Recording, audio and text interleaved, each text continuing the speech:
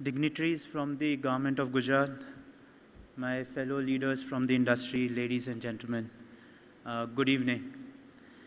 At the outset, let me thank Gujarat Samachar and family for giving me the opportunity to speak on this platform.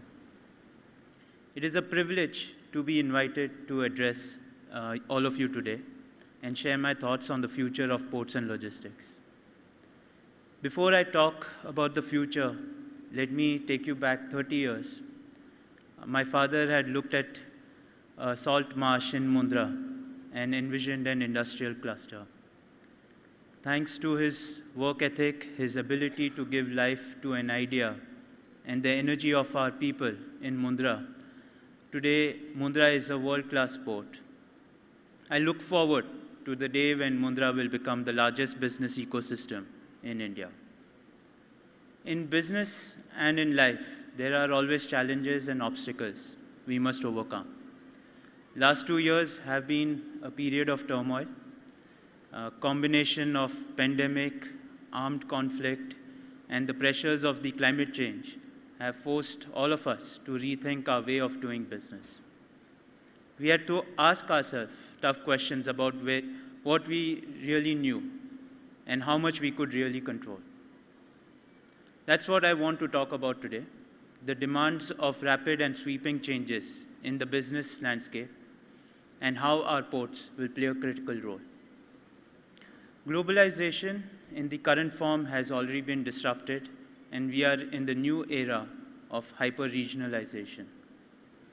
Companies and countries are de-risking their supply chain by having products being developed across multiple geographies rather than one. India is well suited to capitalize on this new normal through the Atmanirbhar program. More importantly, I feel that the port-led industrialization will be the key differentiator for India when competing on global scale to attract industries. Shipping and ports are the backbone of any nation's economic growth. The smart ports of today are miracles of efficiency and logistical precision. As a portfolio of diverse companies, we pride ourselves on our commitment to nation building, and our ports are at the heart of that effort. And for us at Adani, Gujarat is the core. We have 4 ports in Gujarat, and collectively, they handle over 19% of India's total EXIM cargo. It is where you should go if you want to see our business model and our business ambition in action. The world is indeed changing. Pressure of climate change is a reality. Companies and countries who have accepted this and are implementing their plans will be the trendsetter.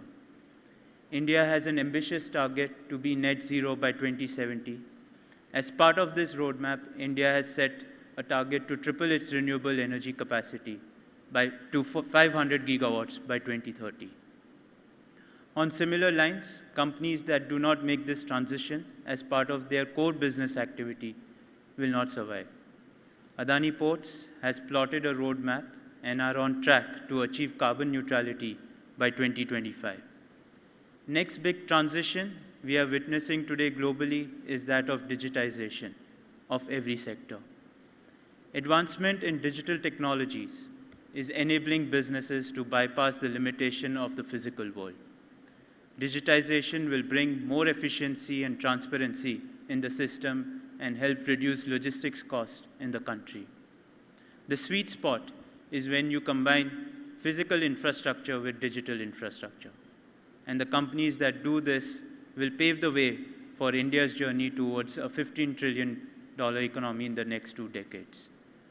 As a youth of India, it is very important that we commit to build the next phase of this growth story for India and make India a competitive force at the global scale. This can be achieved in part through developing right infrastructure at the right place, developing and adapting latest technologies, and developing skilled manpower that is ready for the future. It is our responsibility to build on the platform provided by the earlier generation and take the legacy forward. Thank you. Jai Hind.